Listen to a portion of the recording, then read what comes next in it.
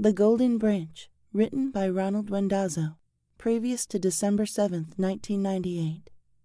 Narrated by Lanita Elder. Here a foul and dreadful river, heaps of mouldering flowers wither, where bird and beast will never feast, or near in passing dare to go. Grew a wistful, lonely willow on a pale and spectral pillow of softest, coldest pallid mounds, like egret down and angel snow. Not oak nor birch would dare besmirch the grandeur of that saintly wood, nor man nor God would dare to trod the cursed soil where that willow stood.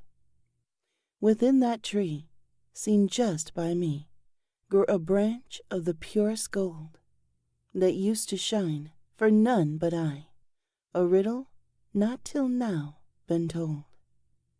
In amazement I stared weakly, and in wonder declared meekly, of whose curious wondrous seed had this heavenly tree been reared, whose pistil or willow stamen from some tree-folk forest daemon, with such generous heart and wealth, had so unselfishly volunteered. Then a most peculiar bustling from the leaves came now to rustling, and a hymn and jingle-jangling from a strange and arcane prayer, whose declaration made be known to a tinkling, twanging tone, a parable most delightful of a forgotten maiden, Mare. And before the last verse finished, through neglect or curse diminished, the tree grew quaintly silent, then declined to sing henceforth.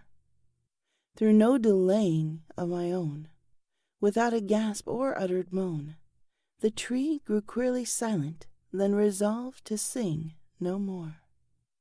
In my spirit stirred a sadness, in my reason grew a madness, and I desired to hear some more of this ancient romantic lore. Whose wisdom of ages wrote it, and outlived the sagely poet, who penned half a tragic story, and then set words to song no more. I demanded a conclusion, not to be left in seclusion. Whatever had become of her, that long-forgotten maiden Mare, whose love had been so taken, and whose faith had been so shaken, and through no willingness of her own left her heart so unaware? Had her one and truest lover, from the heaven up above her, come to save her from the peril of a crueler twist of fate?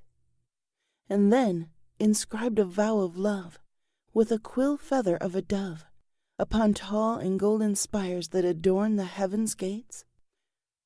Or had she slipped into depression, to wallow in dejection, with a weeping that would rival even that of the willow tree? With a ring upon her finger, a mere token to remind her of a lover lost in battle, a love that could not be. My lips pled for explanation. The tree gave no revelation. I had no patience for this tree, or for my questions to repeat. Then some act of divination rest my soul with liberation, as the branch fell from the tree, and rests now humbly beside my feet. Finally, some clue, thought I. From the willow came a muffled sigh, in an aged and musty breath that many years had ripened inside. Then, with no more reservation, I pulled the branch in resignation, crying, "You stinking demon tree, now why hast thou still not complied?" The stick had taken root and sprouted. In my mind, I highly doubted that no twig born of this earth could have grown so instantly. All the more now curious, bordering here on furious, I set out to unearth that branch on hands and knees impatiently. Fist by fistful and clump by clump, I had vowed to expose that stump, whose riches and whose splendor now I quickly began to abhor. for no bountiful plantation could extend no consolation for an arduous excavation of a twig that resolved to war. I felt I must have been possessed, for no intent had I to rest, though the task seemed purposeless, and should certainly absolve in jest. The ground replete of clay and stones that jabbed my aching, tender bones, pricked me with a carpenter's nail that in the soil had come to rest. Evil omen or curse, I said, leave me be, or God strike me dead. I squeezed my bleeding finger that had turned the earth a crimson red. As the branch neared to be exhumed, to digging then I soon resumed. My blood into the soil bled, my life on which the willow fed. If only someone informed me, if perchance they thought to warn me, that God or Satan bore a child that grew into a willow tree, I would not have thought to meddle. I'd be pleased as Punch to settle for an incomplete poem of love, and on my way go merrily. But no advice of caution came, and in my mouth my tongue grew lame, as the golden bark sparked life and mimicked muscle and rotted bone, twisting like a ferrety claw, and reaching like a monkey's paw, creaking with some hideous groan, assured me I was not alone. In my gut my organs tangled, every whit in my mind dangled. From that ghastly decaying hand my gawking eyes could not be torn.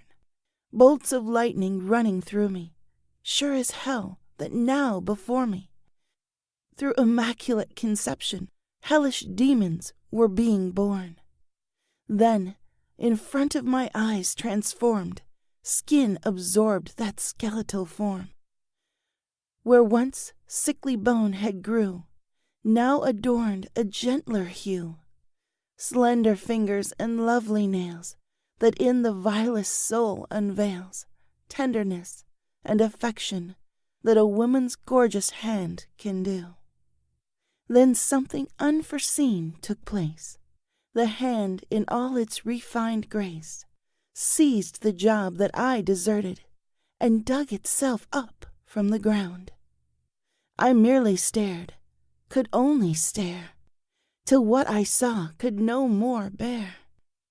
In sorrow, simply staring down, stood atop her burial mound.